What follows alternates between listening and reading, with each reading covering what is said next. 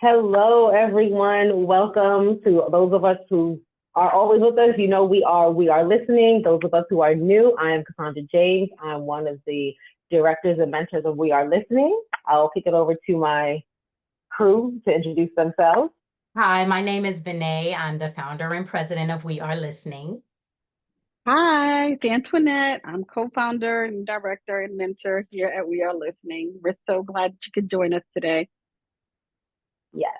And you'll see a new face on the screen. I would like to introduce Dr. Allison Downer, who is also my sorority sister. We will be discussing narcissism today.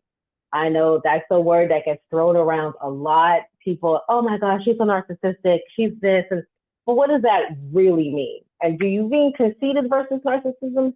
So we have brought in our resident expert to help us distinguish between the two and to answer the questions that you might have. So thank you so much, Dr. Downer, for showing up for us today. Sure. So, All right. so the way psychiatry works is we have like a Bible that we diagnose from, and it's called the Diagnostic Statistical Manual. We're up to our 5th version revised. There used to be a time when personality disorders, what they were called,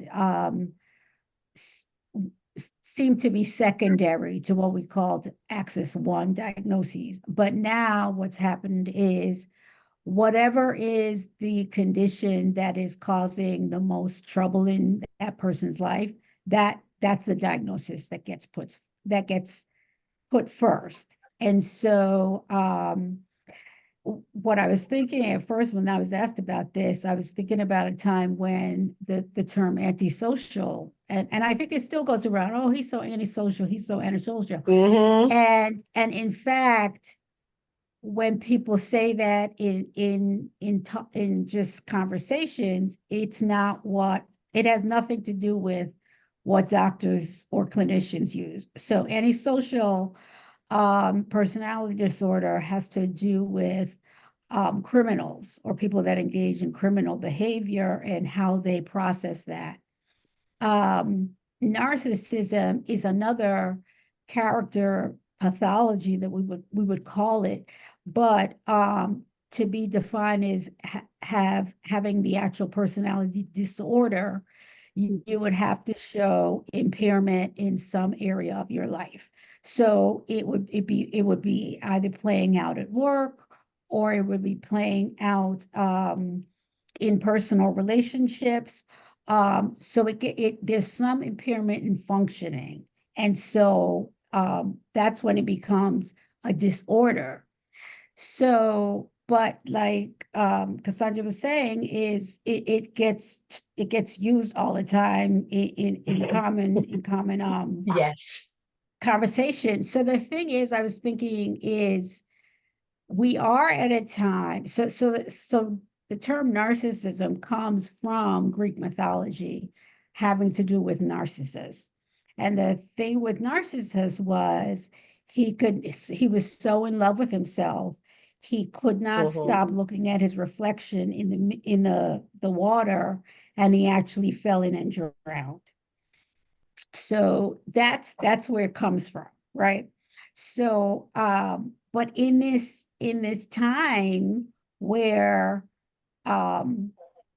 people are, it's all about how you look, and so that there's all this social media, so people can be narcissistic but not suffer from a personality disorder, right? And I think that's where they conflate the two. I think that gets conflated a lot. Right.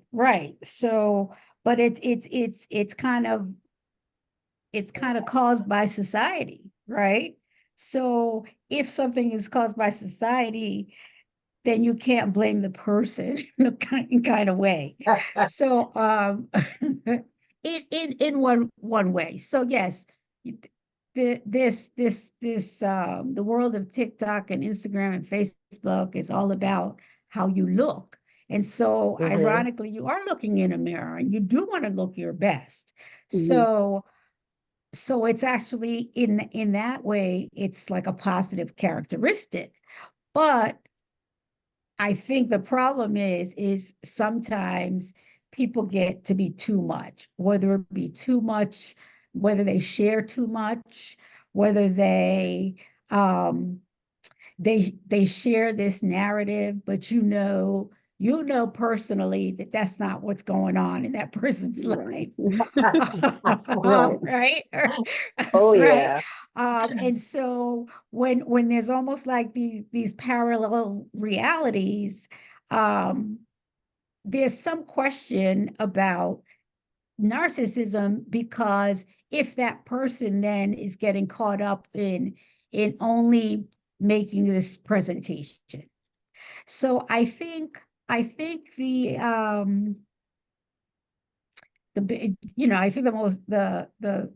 most common, or the I think we could all agree on President Trump is he's not just narcissistic, he is actually suffering with the disorder, right? Because he's now having legal impact on his behavior, and he still doesn't see it. He still doesn't see it. So quick question, Allison. You said it has to have a negative impact on either professional or personal, and you gave us an example. But how, without it getting that far, in the legal realm, how would you be able to diagnose someone? I know you mentioned the Yeah. DSM-5, but like, are there certain characteristics, like you said, are there grandiose ideas, and like if you have these 5 traits, that might mark you as a narcissist? So the thing is what I'm saying is you can have the traits, Mm-hmm. but quote unquote, you're keeping them in check, right? Or that you can have the traits, but they're not having a negative impact on anything in your life. Okay. But when right, so I would say the most common way they get referred to us is their spouses are saying you need to go talk to somebody because now it's Go talk to the impacting, lady. because Right. it's impacting Mm. our relationship, right? And Mm. so that's a big way. And then I would think another big way is the conflict at work. There will be conflict at work because that person is always, no matter what they produce, they are always thinking that whatever they produce is better than anybody else's. So then you can't reason with them, or you can't supervise them or guide them, because in their minds, no matter what, theirs is the best. So is there any So, type of treatment besides just like therapy? Is there any type of chemical treatment, pills? What can someone So do if they are, prayers. yeah. A lot of times I think they deny that they're narcissistic. I think they don't, it's not it's not a reality, right? Is that correct? no. So here's the thing. Even if they know that they have it, even if they admit it, it's one of the most difficult, it's one of the most difficult disorders to treat. At the same time, it's very risky, because what happens with narcissism, with narcissists, is if so they create this reality, right? Or they create this narrative. If somehow it gets poked through and their glass breaks, what happens is called a narcissistic injury. And when people suffer a narcissistic injury, they are at like very high risk for suicide.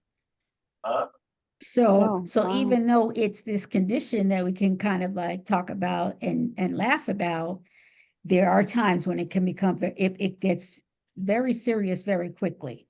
If for some reason they, thank God, don't commit suicide, they are at risk for depression. And so then you would treat the depression with medication. But again, treating the narcissism is really, really difficult. So I what did. tips would you, Oh, sorry. Sorry, go ahead. Like, We have would you questions. have for someone, let's say you have a narcissistic friend or partner or even boss, what tips would you give someone on how to deal with that person? and they may not even have the actual disorder, you know, per se, like diagnosed, but they may have a lot of the traits that could be impacting the relationships. Right. So I mean, it would be if okay, I would say if it was a friend, then I would try to disengage Come because on. again, it's not the kind of friend that you could go and sit down with and have coffee and confront or try to talk it through. They don't get it. They just don't get it. So you would just have to make the decision to just not engage. Okay. Because then it's not like the light bulb is ever going to go off for them and they're going to say, oh, I want so and so in my life, and so I'm going to monitor my behavior, I'm going to change. It doesn't work that way for them. Mm-hmm. Would you say there's a lot of deflection? So let's say you were to have this conversation with your narcissistic friend or however, and you tell them, this is how I'm feeling. Would there be deflection like, oh, you're exaggerating, or it's not that bad. I don't know what you're talking about. I know the term. It's what the kids use, gaslighting. Yeah. Yes, yes, yes. Yes. Mm-hmm. Yes. Yeah, that's another one that gets thrown around a lot. Yeah, gaslighting. Yep. Right. Yeah. But but in this case, that is exactly what would happen. Whatever you would try to bring up with them, they would say the problem, you're having the problem, not them. Mm-hmm. Mhm. Okay. So Yeah. a person that has high self-esteem, that's socially confident, they shouldn't be recognized as being narcissistic. That's okay to have those positive traits and positive feelings about yourself, right? So long as it's not. Yes, you want to have positive self-esteem, but you want to be humble about it versus, yes, I have all these traits, and yes, I've done this and that. So everybody bow when I walk into the room. That's when Mm-hmm. it becomes a problem. Like it's okay to have confidence in yourself, but if you Yeah. then demand that others treat you in such a way, then it becomes a problem. We want You to know, make like sure that's I guess like clear. these stars with their writers, right? You know, right? You know that Yes.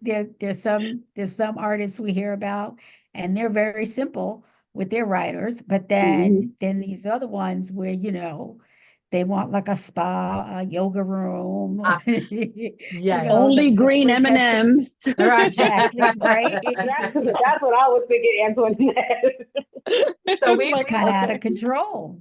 Yes, Yeah. we wanted to make sure that it was because a lot of our workshops are about self-esteem. Like we're huge. We Are Listening is huge on self-esteem building and confidence building, but we also want to make sure that there's a balance there, you know, with respect to. But I'm thinking the and it's girls, right? Yes, Mhm. 13 Is to it right? 22. So they're not coming from places of privilege, I'm assuming. So they're not coming from places where they've been fed that line all through their lives. So I don't think that they are as at risk for it.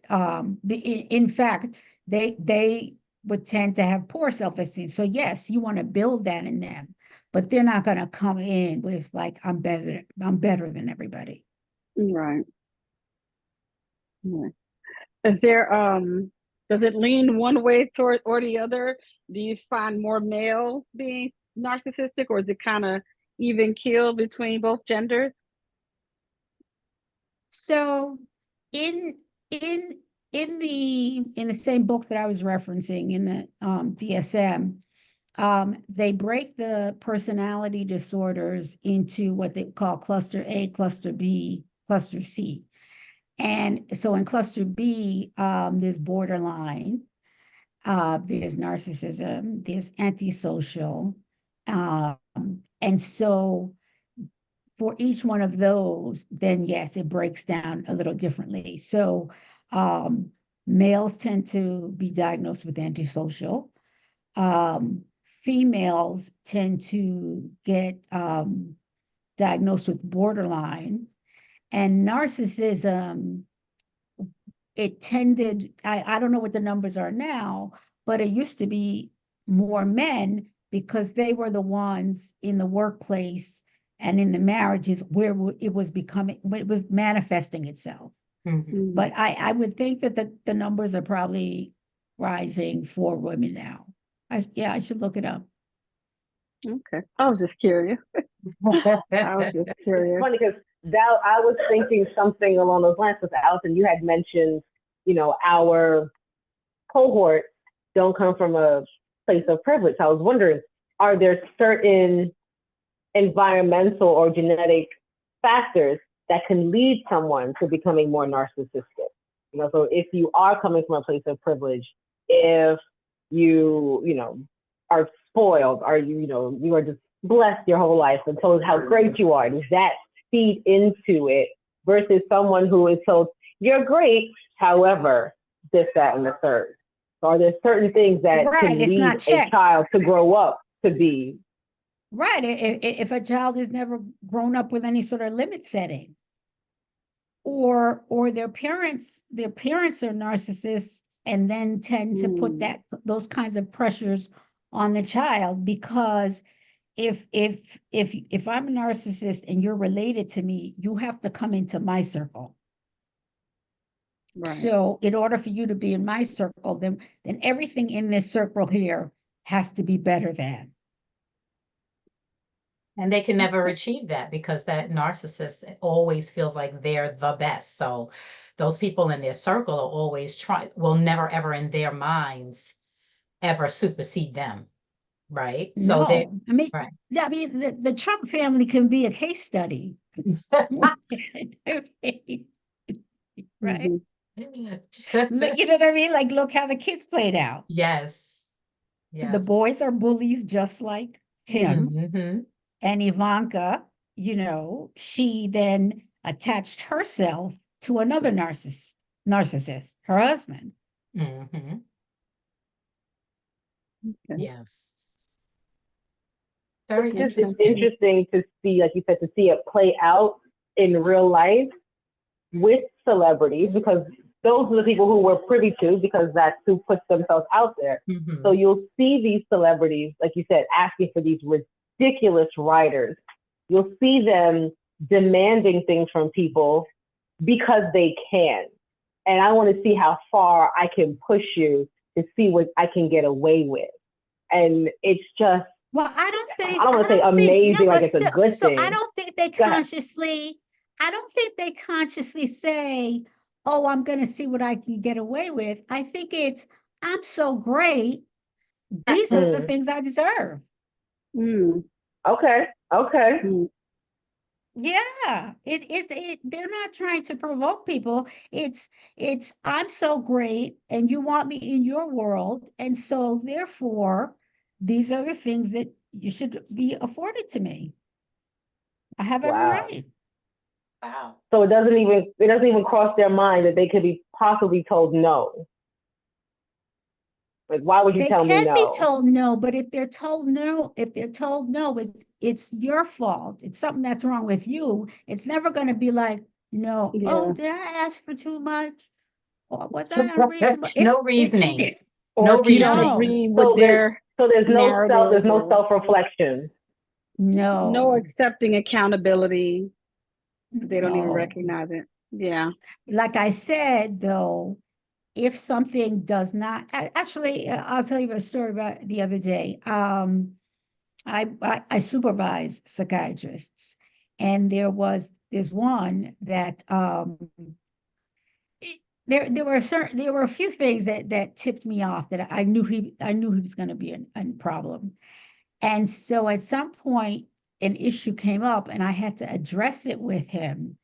And it was kind of fantastic because I'd been taught according to the DSM for all these years, but I'd never seen it. And so I poked a hole in his narcissistic glass, and immediately he said to me, "You hate me, don't you? You want me to quit." Yeah, and I was like, "Oh my God, it's like the book. It's like what the book says."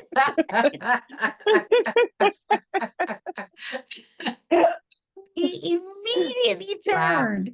Wow. Immediately turned. Yeah, yeah. And then so luckily though, he took a few minutes and got himself together, but I'm sure he still goes home and talks about me. Oh yeah. And Everything is what Dr. he did Allison's was, fault. Yes. what he did the other day was it was my birthday, and so he bought me a plant, but then he said to me, they were trying to get me to buy a plant that's carnivorous. And I was like, because really what he was trying to say to me is I wanted to give you something that would eat you. Oh my goodness. You see That will hurt you. the right? So he can't contain the high. He tries, He had but to he figure out cannot a way to contain the just Right hostility. away. Yes. But the thing is, I just find it so fascinating. I'm like, because you just don't see it that often. Yes. You Yeah. just don't see it that often. So So I don't for know the if you have record, the exact stats, but you say you don't see it that often, and it's a word people throw around like every third person is a narcissist. Do you know what the percentage of the population is actually clinically diagnosed as narcissist, or is that something that because they don't go to therapy, we won't ever actually get that number? I'll look it up, but I would say probably 2% of the population. It's rare. So oh I think, wow. like I said, the term gets thrown around, but to Mm-hmm. really fulfill the criteria, it's rare. Right. Okay. I think there are a It's lot of extremely narcissistic rare. traits that's out there, though. Yeah. Yes, Right. yes. And There's and a our lot of society, conceited but our people. society They're promotes that, conceited. right? Society kind of promotes that, Yeah. Mhm. right? So Yeah. you can't even really fault people because that's what they push these days. Right. But no, Mhm. but to actually fulfill the diagnosis or fulfill the criteria, I'm sorry, that's like a whole other class. Okay. Well, people on TikTok will be disappointed because there are so many people that have so many threads on how to deal with a narcissist. So I think it's going to blow people's minds to find We could out be that like, the well, Dr. percentage. Downer said your boyfriend is actually not a narcissist. He doesn't fit the DSM-5 criteria. You're just mad at him right now. So Now, like I think you were saying, if he's the kind that's gaslighting you all the time, then yeah, I think you need to give him the side eye. Mm-hmm. give And him I the think, boot. yeah, and I think too, when it comes to like other people you don't have to have in your circle, you can distance yourself from them if they have traits. If they have traits like that and they gaslight, if they have more than one, they have several traits that's like affecting the relationship, the friendship, whatever. Or you're supposed to be a friend, but we're never talking about me. Right? We're not feeding the friendship, we're not feeding the relationship. So that person is not so much a friend as like they just want you in their audience. Ooh. Like that. I like that. On that note, we all said, ooh. I like that, Yes. Dr. Downer. Yeah. Yes. They just want you in their audience. That might be the next blog That's topic right right. there. Do There they was are you a want you tea in? filler? who was it? Shalimar, right? Wasn't that a group? That was a Shalimar. group. Oh, that was a group. And the Friends, how many guy of us have them? Howard Hewitt, wasn't that one Yeah, that guy? name sounds familiar.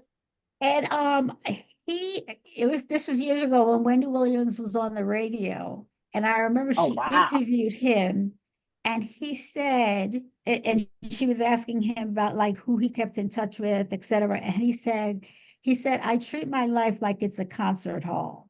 Sometimes people have orchestra suites, and sometimes people have to be placed in mezzanine. Mm. Mm. And sometimes they don't even get a ticket inside the door. Hello. And Okay, goodbye. all right. You Exactly. can stay. You stay Exactly. by the concession stand. Yes. All right. Well, Dr. Downer. Dr. Allison, I want to thank you so much Yes. for being available and just having all of this knowledge for us. Yes. You have Enlightening burst a us. lot of bubbles because a lot of people thought they knew what they were talking about, but you are going to help the TikTok and the Instagrammers know the difference between narcissism and conceit. So we, on behalf of We Are Listening, want to thank you Yes. so much for all of the knowledge that you've imparted here today. Yes. Thank you Thank so you much, for Dr. thank you Downer. for giving me a distraction, because it was just an absolutely awful day. Oh, Oh, well, we're glad we were able I'll to do text that you for later. yes. And I hope the rest of your evening goes okay and better. Yeah, my Yes. husband's waiting to take care of me. Oh, All okay. right, Well, well, with we that can't keep being him, said, we're not Dr. gonna Downer, keep we him. gotta let you go. On that note, you need to hang up. Okay. Okay. Right. Thank you Have a all. great Bye. night. Thank you so much. Love you, Bye-bye. Allison. Bye. Yeah, me too. Bye.